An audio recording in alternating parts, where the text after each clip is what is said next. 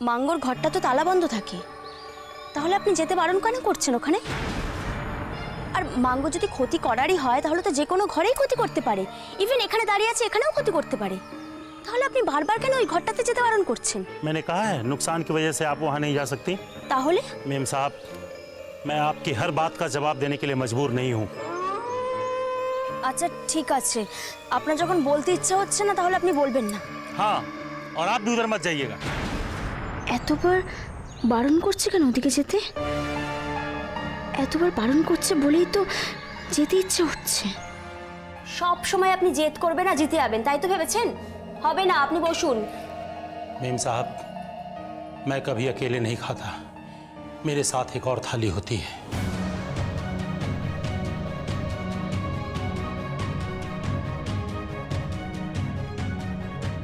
মাঙ্গোর জন্য তো?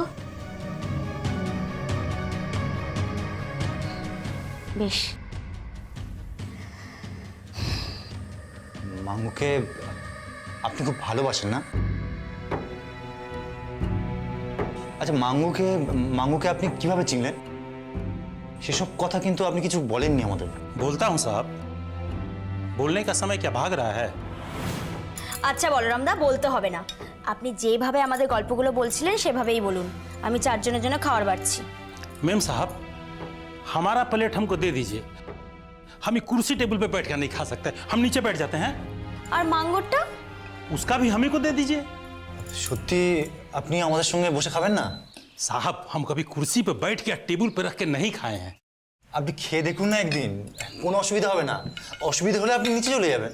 ठीक है, हाँ। बैठ जाएं। हाँ বসুন। ठीक, चलिए साहब कहते हैं आप तो यहो कर लें आज। अरे जय हो जय हो। वाह,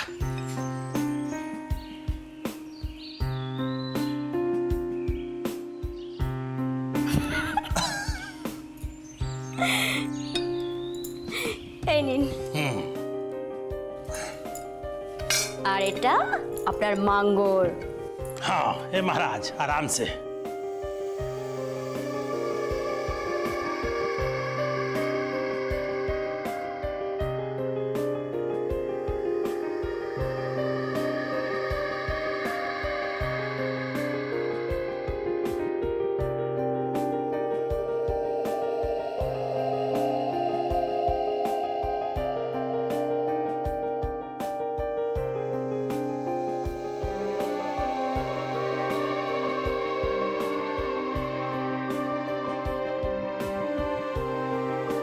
বলরাম দা, এবার বাকি গল্পটা বলুন না।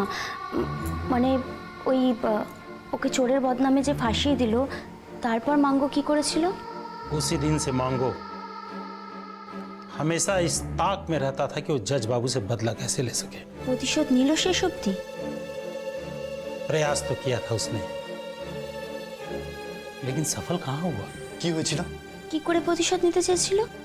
उस घटना के बाद मांगो एकदम शांत हो गया, एकदम शांत। उसकी आंखों से चिंगारी निकलती थी। वो इतना शांत हो गया कि सावित्री भी डर गई। वो कभी सावित्री के साथ झगड़ा नहीं करता, एक अच्छे बच्चे की तरह घर में चुपचाप बैठा रहता। सावित्री उसे जो भी खाने को देती चुपचाप खा लेता। उसके आक्रोश को सावित्री समझ रही थी। एक दिन उसके अंदर के इस आक्रोश को जानने के लिए सावित्री मांगो के पास रात को रह गई।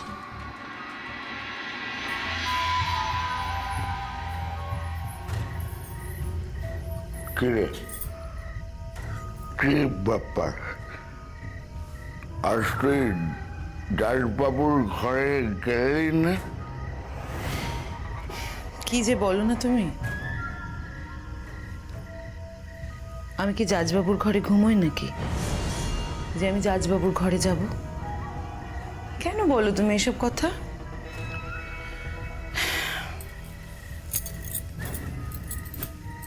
আমি জাজবাবুর কাছে যাই কেন জানো? জাজবাবু বলেছেন আমাদের একটা জমি কিনে দেবেন। শুধু জমি কিনে দেবে তাই নয়, একটা বাড়িও করে দেবেন। আর কিছু ক্যাশ টাকা দেবেন। আর সেই সব টাকা নিয়ে আমরা দুজন এখান থেকে চলে যাব, অনেক দূর। জাজবাবুর সঙ্গে আমরা আর কোনো সম্পর্ক রাখবো না।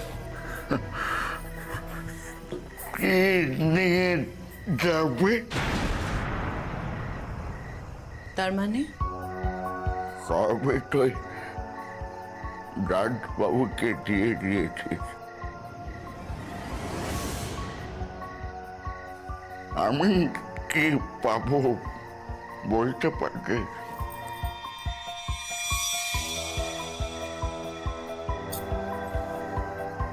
কি যাতা কথা বলছো বলো তো তুমি? আর তোর শরীর, তোর মন সব ওই রাজবাবুর জন্য। আমার জন্য কি রাখলি সাবিত্রী? কি রাখলি? কেন এসব কথা বলো তুমি? কেন আজে বাজে কথা বলো? আমি তোমায় খুব ভালোবাসি গো, খুব ভালোবাসি, খুব। বিশ্বাস করো, তোমার জন্য আমার খুব কষ্ট হয়।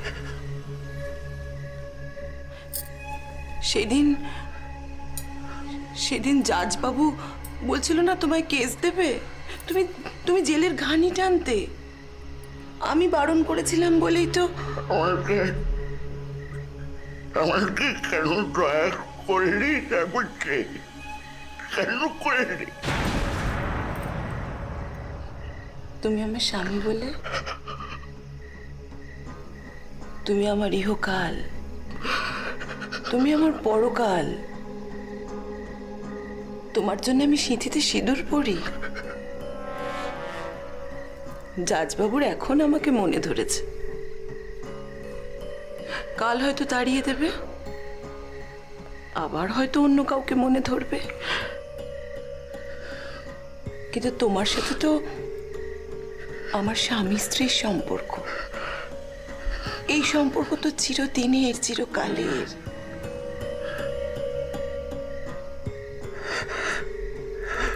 আমাকে ঘুমোতে দে।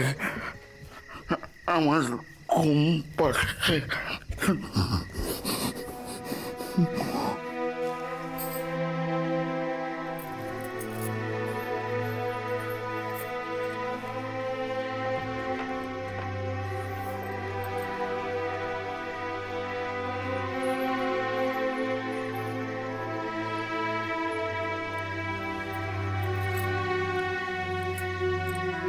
আমি তোমার কাছে এসেছি, তোমার পাশে বসে আছি,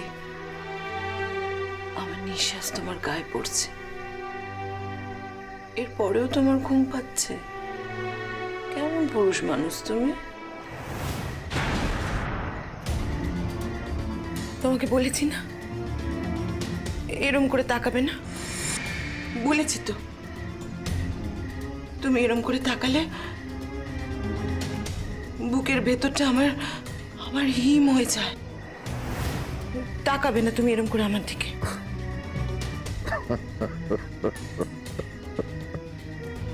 আমাকে তো ভয় লাগে সাবিত্রী, ভয় লাগে।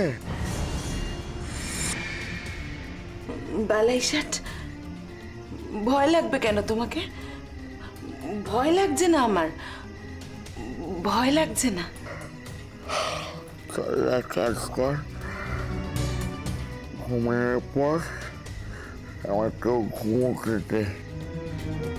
খুব ঘুম পাচ্ছে আমার।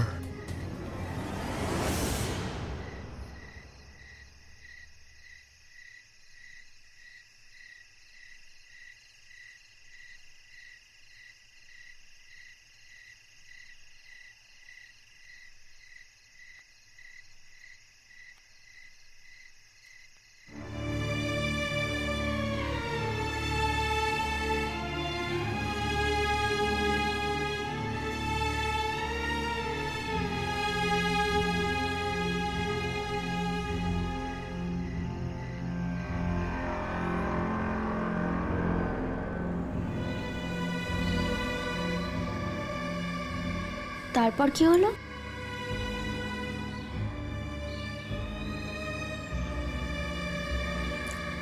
उस रात जज साहब और सावित्री बहुत गहरी नींद में सोए। सावित्री का जज साहब से पहले बात हो चुका था कि मांगो को शांत करने के लिए कुछ दिनों तक सावित्री जो है वो जज साहब के पास नहीं सोएगी, और जज साहब इस बात को मान भी गए थे। तारपर जज साहब रात को दरवाजा बंद करके नहीं सोते थे। दरवाजे के बाहर 2 पहरेदार हमेशा लगे रहते थे और दरवाजा खुला करके वो सोते थे। सावित्री देवी गहरी नींद में सो रही थी।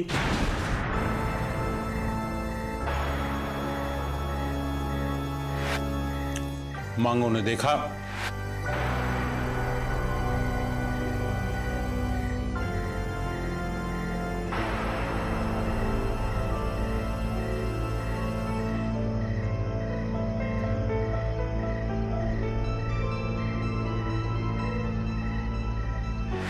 और चुपचाप हाथ में कटार लेके बरामदे की तरफ बढ़ गया।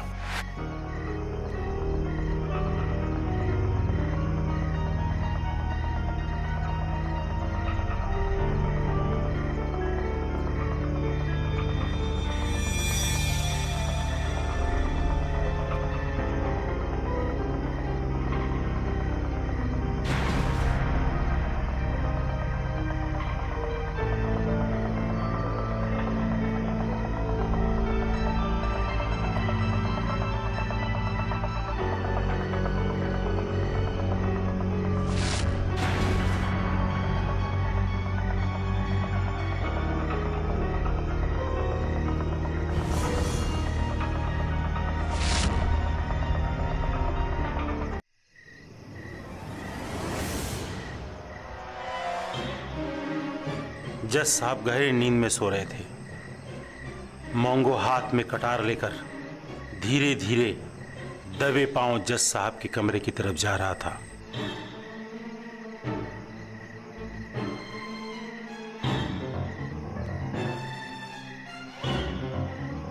सावित्री देवी समझ गई कि उसके पास कोई नहीं है।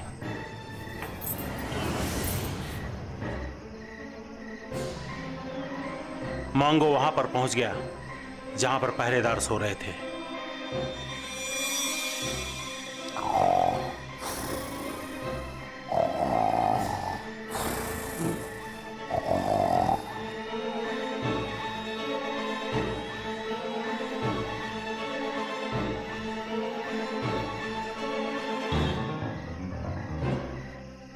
इधर सावित्री देवी सब कुछ समझ गई कि आज मांगो कुछ सर्वनाश करने वाला है।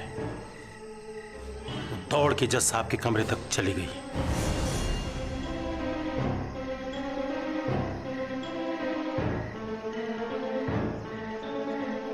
लेकिन तब तक मांगो जज साहब के कमरे के भीतर जा चुका था।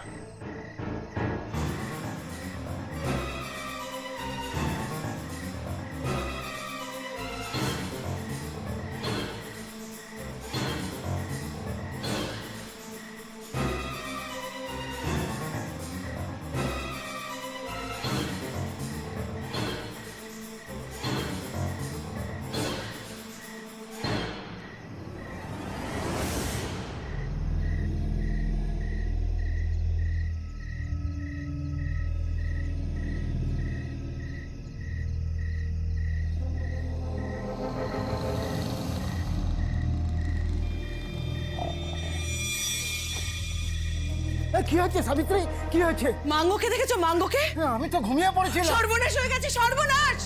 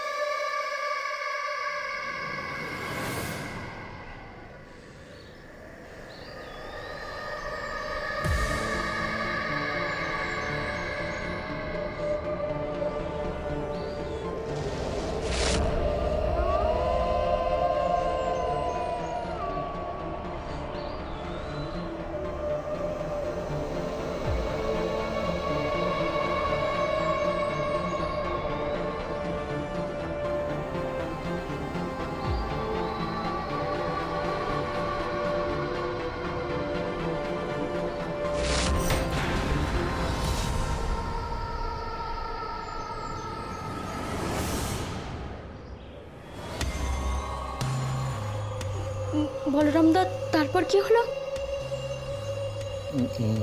মাঙ্গো মাঙ্গো ধরা পড়ে গেল।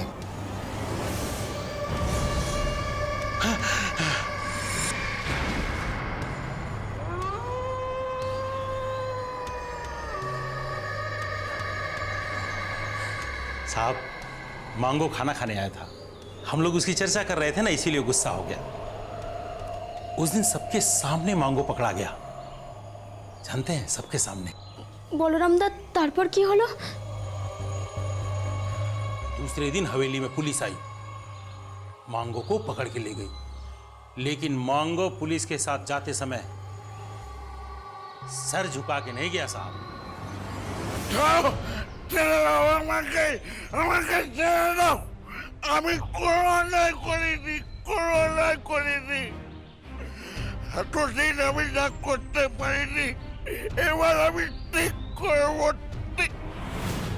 এই যে সাবিত্রী, তোর বাবুকে আমি খুন করবো, শেষ করে দেবো। ওকে শেষ করতে না পারলে আমার মনেও শান্তি হবে। খুন করে দেবো, শেষ করে দেবো। অফিসার। Yes sir. কেসটা কালকেই কোর্টে উঠবে। আপনাদের যা যা বলেছি সব ভালো করে লিখে নিয়েছেন তো? অ্যাটেম্পট টু মার্ডার মনে আছে আপনাদের? ইয়েস স্যার, যা লেখার রিপোর্ট লিখে দেবো স্যার।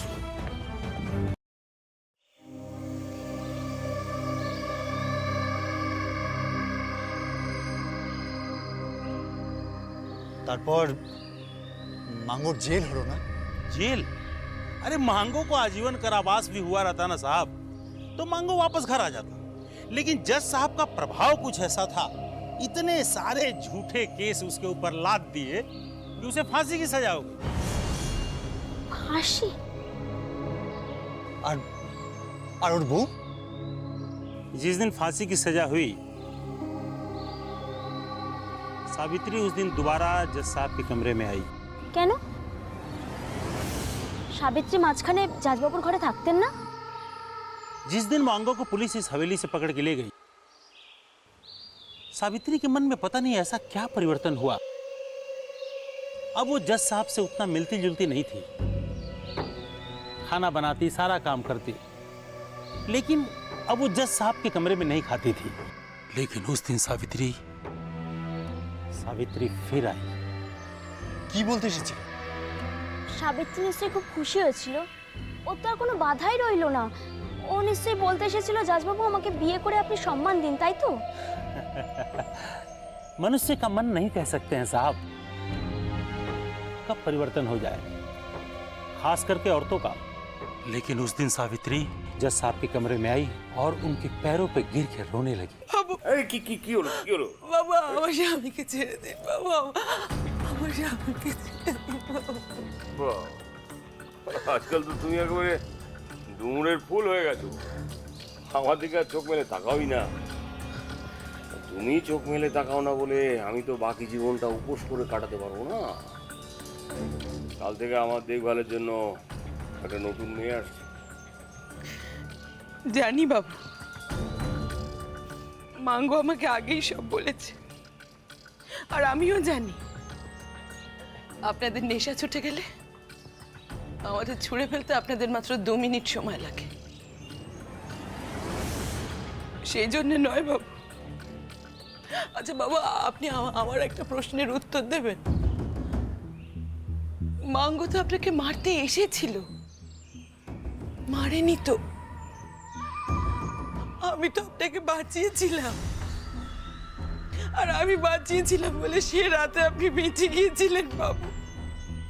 তাহলে কেন আমার স্বামীকে মিথ্যে ভাসিয়ে দিলেন? ফাঁসির হুকুম কেন দিলেন বাবু?